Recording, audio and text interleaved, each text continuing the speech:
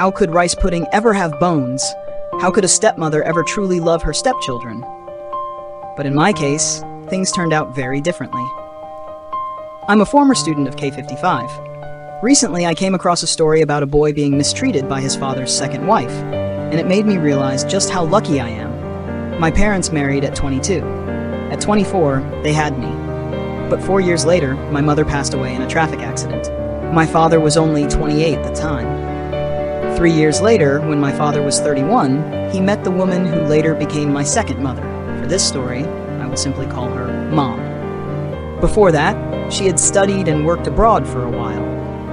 Her family wanted her to return to Vietnam, so she came back. While overseas, she wasn't sure whether she would settle there or return home, so although she dated a few people, she never got married.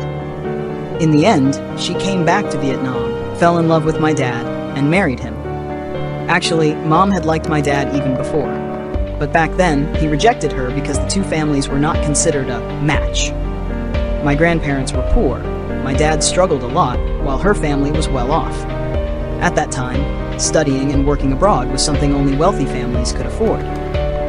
Later, when she returned, she still liked my dad, and this time, she was the one who confessed her feelings. After marrying, Dad and Mom had 2 children together, a boy and a girl. They wanted more, but Mom's health declined, and though they tried, it wasn't meant to be. Children are gifts from heaven, she said, so she was content with 2. During all the years I've lived with her, Mom has treated me like her own child.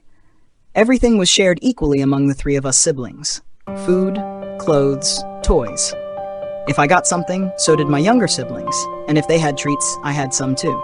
Mom always tried to strengthen the bond between us, reminding me to look after them, take them out, help them with homework, and protect them. If I couldn't solve a problem, I should tell Dad and Mom, because they were busy running businesses. When my parents got married, Mom even asked her parents for money to buy a house, a big one. Today, my parents own a lot of assets, including a villa, but they still live in that house. It's 120 meter squares, built into 5 floors, with enough rooms for everyone. That's how my siblings and I were raised. Well-fed, well-educated. Mom is very wise. She always taught us to be united. When we were younger, she didn't say things like, "You can't take wealth with you when you die," but now that my parents are getting older, she sometimes reminds me of this, urging us siblings to stay harmonious. Thanks to Dad and Mom, I was supported in every step of my education.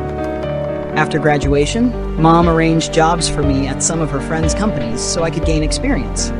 She told me, "One day, I want you to run your own business.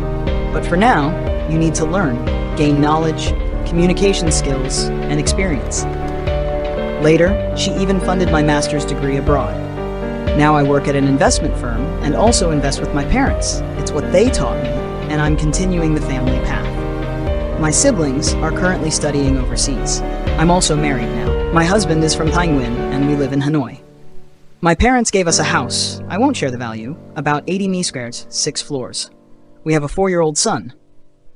Life is comfortable. We have a home, cars, financial security. My in-laws also gave us money, which we invested, keeping only about 1 billion VND in savings for emergencies. Mom even tells us to pursue doctoral degrees in the future, promising to cover the cost. As I write this, once again, I feel truly blessed to have such a mother in my life. I just wanted to share a little bit of this love and gratitude. Sometimes I think it's because of Mom's affection, her wisdom, kindness, and grace that my family, my dad, me, and my siblings, have been able to enjoy the happiness we have today.